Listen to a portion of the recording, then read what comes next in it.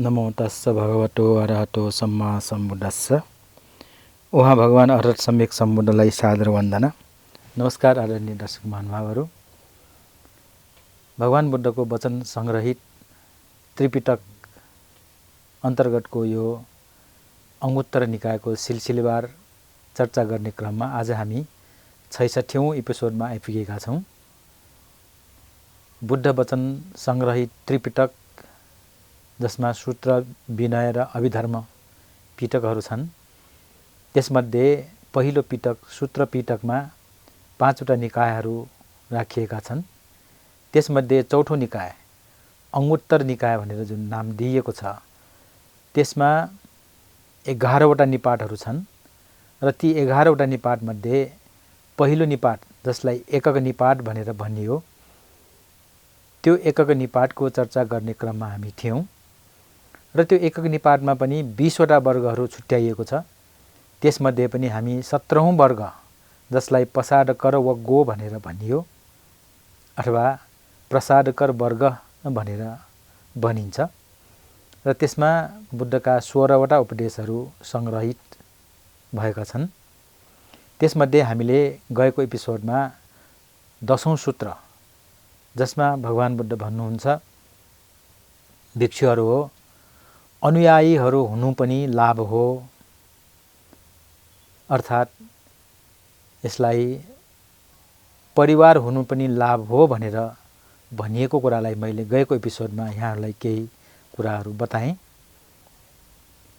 र यहाँ अनुयायी भन्नाले यसको अर्थ हामीलाई थाहा छ, कसैको पदचिन्हलाई पछ्याएर जाने, पदचापलाई पछ्याएर जाने, अथवा अंग्रेजीमा हामी फलोवर्स भन्छौं। र यसरी अनुयायी हुनु पनि लाभ हो, त्यो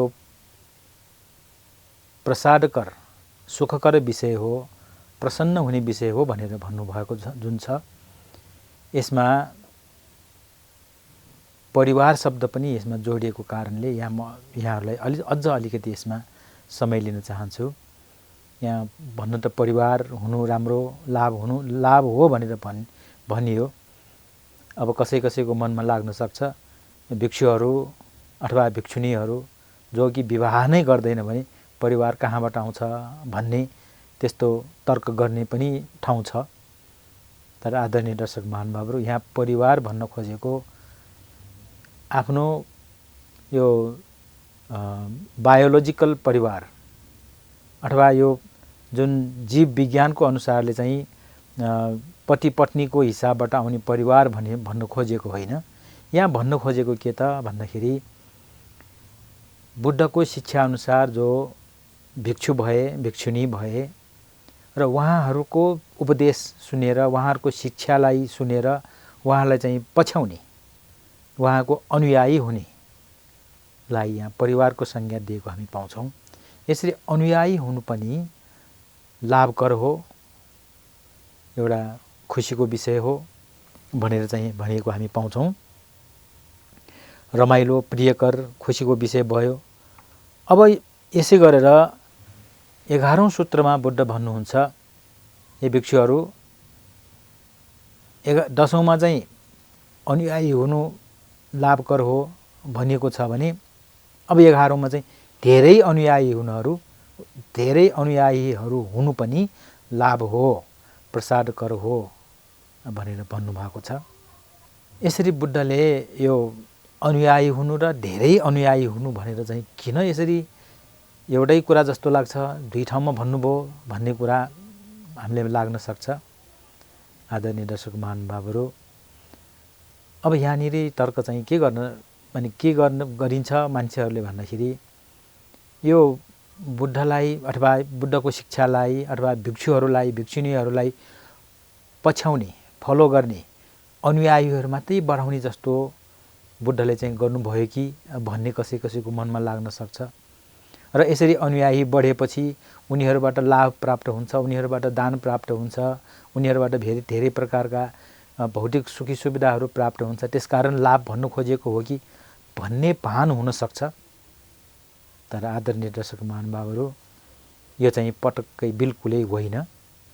किन होइन उनी र उहाँले चाहिँ किन यसरी परिवार हुनु, धेरै परिवार हुनु चाहिँ धेरै अनुयायी हुनु लाभ हो भनेर भन्नुभयो भन्नेतिर चाहिँ हामीले विचार गर्दाखेरि वास्तवमा यो धेरै यो परिवार अनि अनुयायी हुनु, धेरै अनुयायी हुनु, लाभ हुनु भनेको कसको लागि त भन्दाखेरि वास्तवमा जसले जो अनुयायी छन्, जसले त्यो पदचिह्नलाई पछ्याउँछन्, पदचापलाई पछ्याउँछन्, उनीहरूलाई लाभ हुन्छ।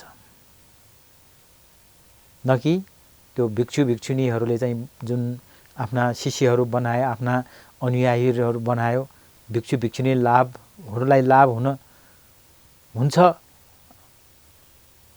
भन्न खोज्नु भएको भन्दा पनि ती अनुयायीहरूलाई जसले भिक्षुहरूलाई भिक्षुणीहरूलाई पछ्याउँछन् उनीहरूलाई लाभ हुन्छ भन्ने कुरा चाहिँ यसमा हामीले पाउँछौँ।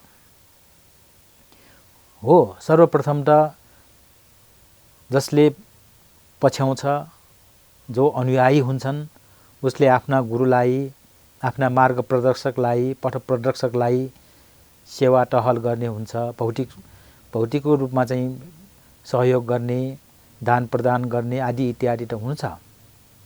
तर बुद्धले त्यसलाई चाहिँ प्रशंसा गर्नुभएको छैन, त्यसलाई बढावा दिनुभएको छैन। उहाँले भन्नुहुन्छ कोही भिक्षु यदि लाभ सत्कारको लागि मात्रै भिक्षु हुने हो भने उसको मार्ग अलगै हो। वास्तवमा भिक्षु हुनु भनेको के त, यो संसार दुःखबाट मुक्त हुने, जसलाई निर्वाण भनेर भनियो। यो भिक्षु हुनु, भिक्षुनी हुनु अथवा प्रवर्जित हुनुको मुख्य उद्देश्य भनेकै निर्वाण प्राप्त गर्नु अथवा दुःखबाट मुक्त हुने। त्यसकारण उहाँले भन्नुहुन्छ लाभको बाटो अलगै, निर्वाणको बाटो अलगै भनेर भन्नुभएको छ।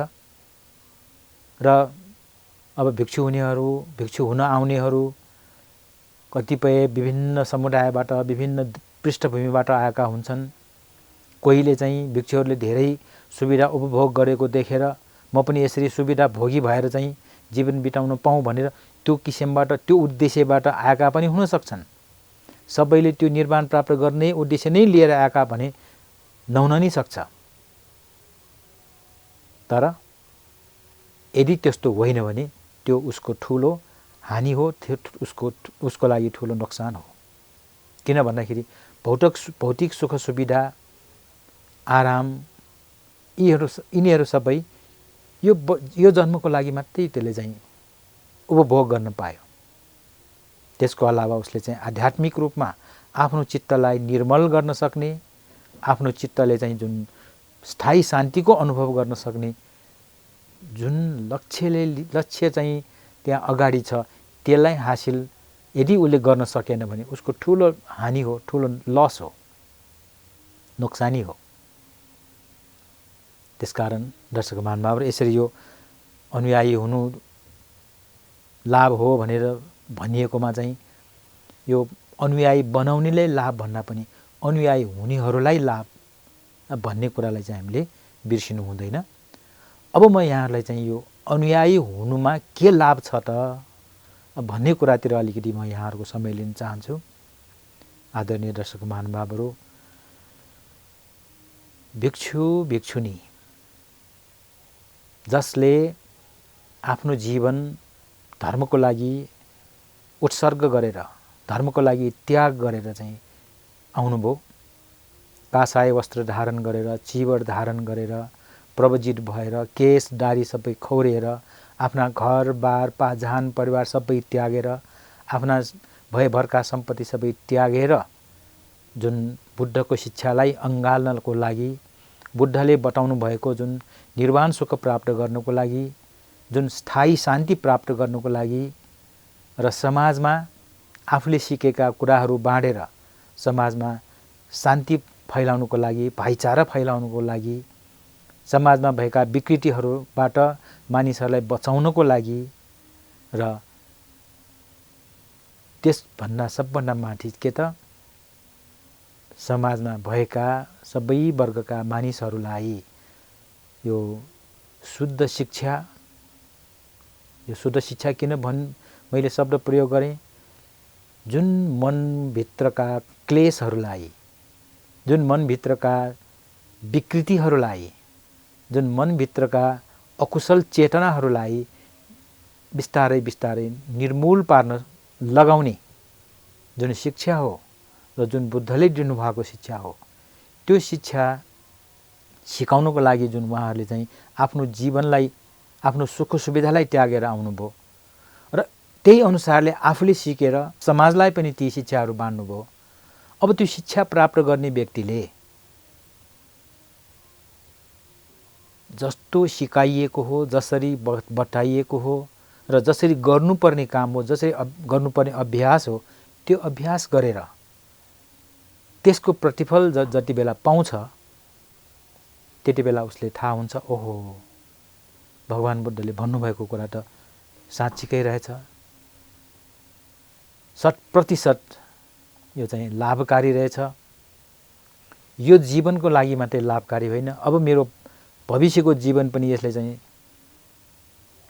सुमार्गमा लगाइयो अथवा मेरो भविष्य सुनिश्चित भयो भन्ने खालको अनुभूति दिन सक्ने त्यस्तो शिक्षा अब त्यो प्रवजित भिक्षु भिक्षुनी श्रमणहरूले जुन दिनुभयो र त्यो दिनुभएको अनुसारले चाहिँ उहाँहरूको पदचिन्हलाई जुन पछ्याइयो, जसलाई अनुयायी भनियो, अब ती अनुयायीहरूले यो कुराको ज्ञान लिएर, त्यसबाट शिक्षा लिएर आफ्नो मनलाई पनि उसले चाहिँ शान्त पार्न सक्यो, आफ्नो भविष्यको जीवनलाई पनि उसले चाहिँ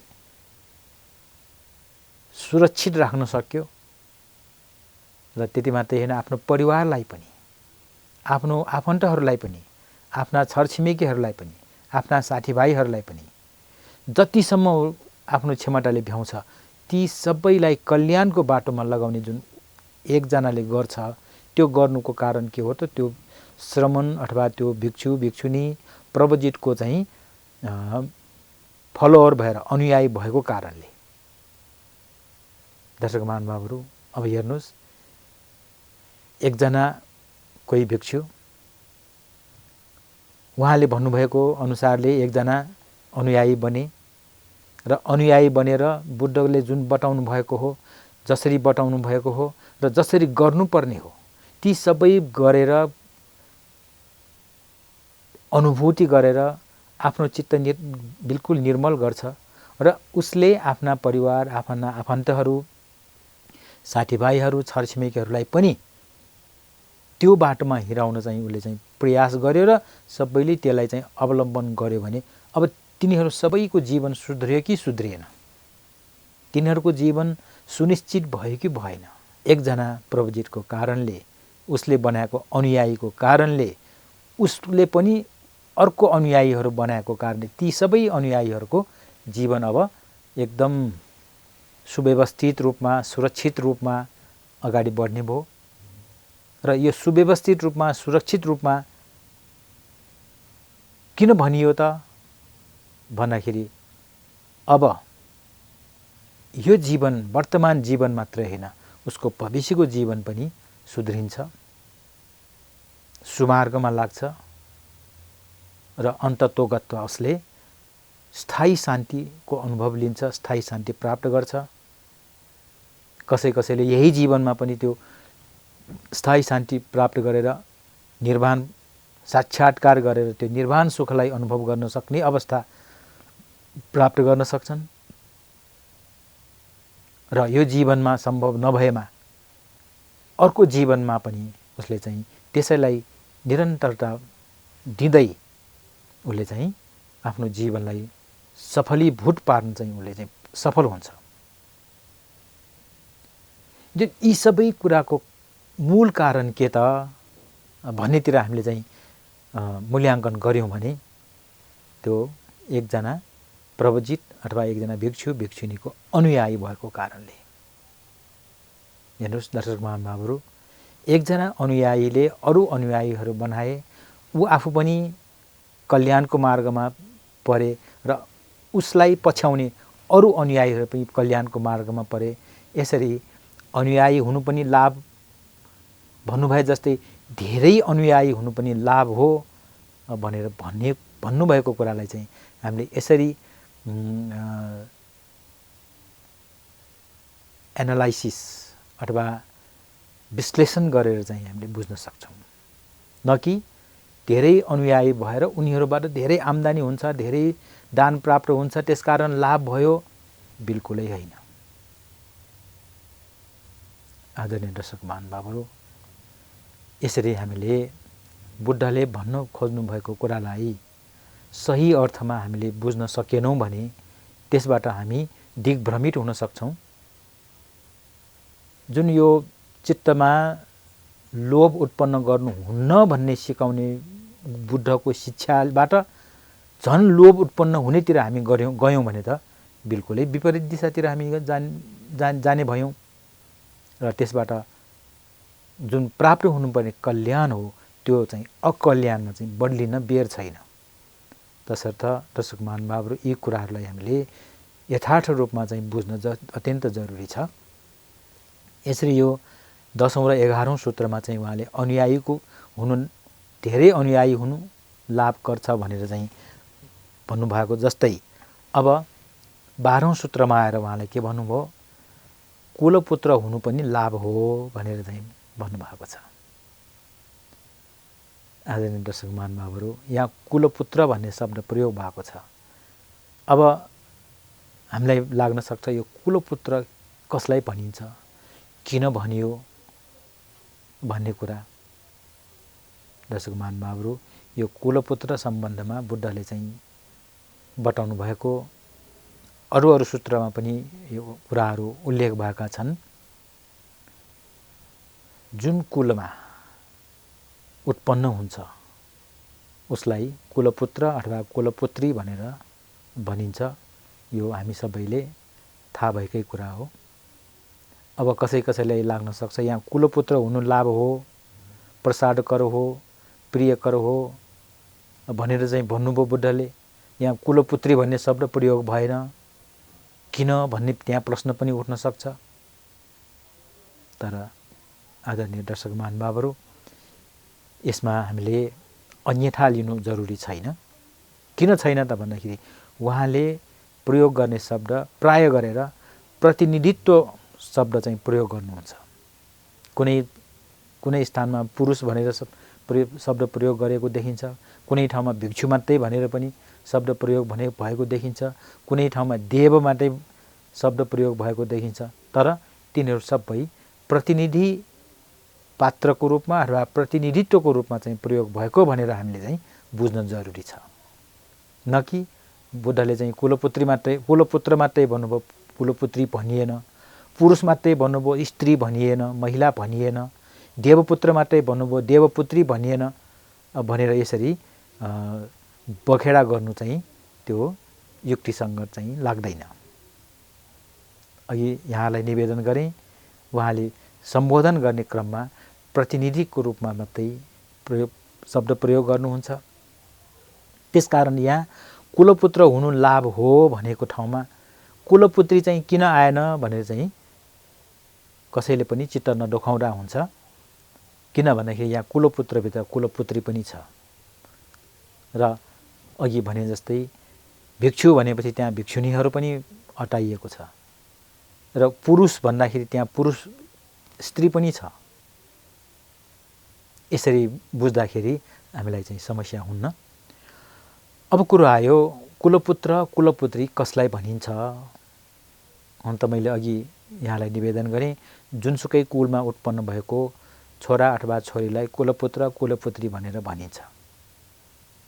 तर वास्तवमा यो कुलपुत्र हुनको लागि र कुलपुत्री हुनको लागि के अङ्ग पूर्ण हुनुपर्छ भन्ने कुरा पनि बुद्धले बताउनु भएको छ। कति कारणले त्यो शुद्ध अथवा स्वच्छ रूपमा कुलपुत्र भइन्छ, कुलपुत्री भइन्छ।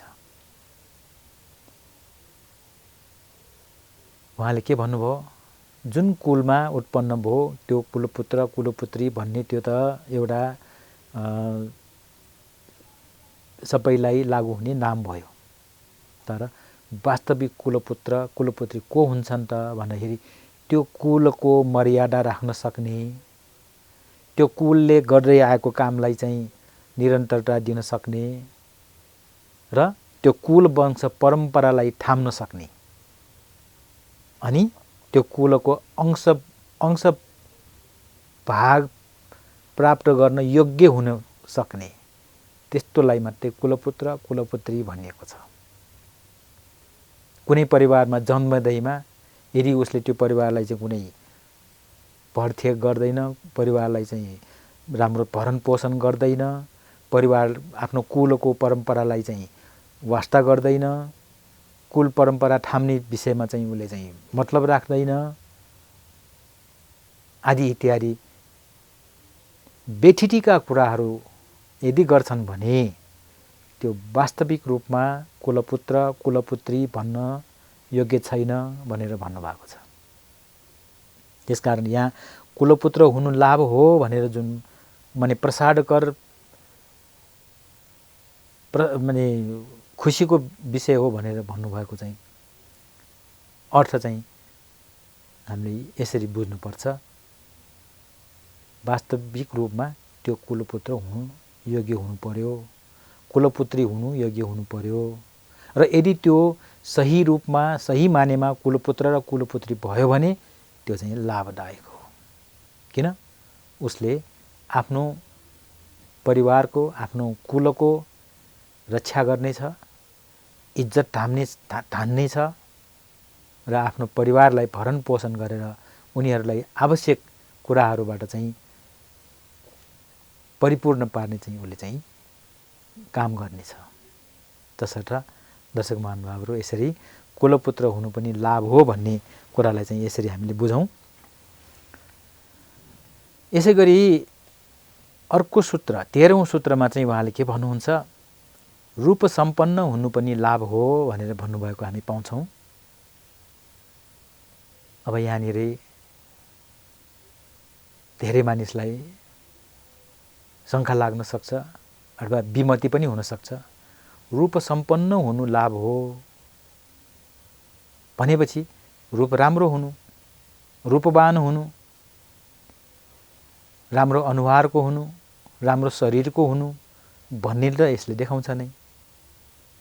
अब यहाँ प्रश्न उठ्न सक्छ के त भगवान बुद्धले यो रूप सबै अनित्य भएर जाने हो, यो रूप सबै परिवर्तन भएर जाने हो, अनि यो रूपमा चाहिँ म भन्नु छैन, मेरो भन्नु छैन, यो सबै अनात्मा हुन् भनेर चाहिँ भन्नुभएको छ। फेरि यहाँ रूप सम्पन्नको कुरा आयो भनेपछि एक अर्काको चाहिँ कुरामा चाहिँ कुरा बाजिएन र भन्ने चाहिँ प्रश्न उठ्न सक्छ। आदरणीय दर्शक महानुभावहरू, हामीले कुराहरू सुन्दाखेरि कुराहरू बुझ्दाखेरि त्यसको आशयलाई बुझ्नु जरुरी छ। एउटै कुरालाई लिएर सबै ठाउँमा त्यही लागू गर्न खोज्यो भने त्यहाँ अलिकति नमिल्ने कुराहरू आउँछ। जस्तो अहिले भर्खरै रूप सम्पन्न हुनु लाभ भन्यो, फेरि रूप अनित्य छ अनात्म छ भन्यो। यो कसरी हुन सक्छ, एकअर्कामा विरोधाभास छैन र भन्ने कुराहरू निस्किन्छ। तर बुद्धले चाहिँ यहाँ भन्नुभएको के त, उहाँले दुई किसिमको सत्य बताउनु भएको छ। एउटा समृद्धि सत्य, अर्को परमार्थ सत्य। समृद्धि सत्य हामीले यो व्यवहारको लागि पहिचानको लागि प्रयोग गरिने शब्दहरू भए र परमार्थ सत्य जुन कि कुनै हालतमा फरक नपर्ने परम अर्थ यथार्थ सत्य। यो अनित्य दुःख अनात्मको जुन कुरा उहाँले भन्नुभयो त्यो परमार्थ सत्यको रूपमा जतिसुकै राम्रो रूप भए पनि तिनीहरू विनाश भएर जान्छन् र त्यो विनाश हुनु भनेको कसैलाई मन पर्दैन, त्यसकारण दुःखको विषय भयो र त्यो हुनुमा कसैको हात छैन, कसैको नियन्त्रण छैन। यो स्वाभाविक रूपमा हुने भएको कारणले अनात्म भनेर भनियो यो परमार्थ सत्यको दृष्टिकोणबाट। तर व्यवहारिक रूपमा त हामी फेरि मान्छे छौँ, आफ्ना नाम छन्, आफ्ना श्री सम्पत्ति छ, आफ्ना परिवारहरू छन्, आफ्नो घर खेत बारी सबै छ। तर तिनीहरू त व्यवहारिक रूपमा त ती पनि सत्य नै हो नि। हो, त्यो व्यवहारिक रूपमा जुन विद्यमान भएको जुन व्यावहारिक अस्तित्व छ त्यसलाई लिएर कुरा गर्दाखेरि यो पनि त सत्य नै हो। म यहाँ बोलिराखेको छु, यहाँहरूले देखिराख्नु भएको छ, यो पनि त असत्य होइन, यो पनि झुठो त होइन, हामीले सपनामा देखिराखेको त होइन।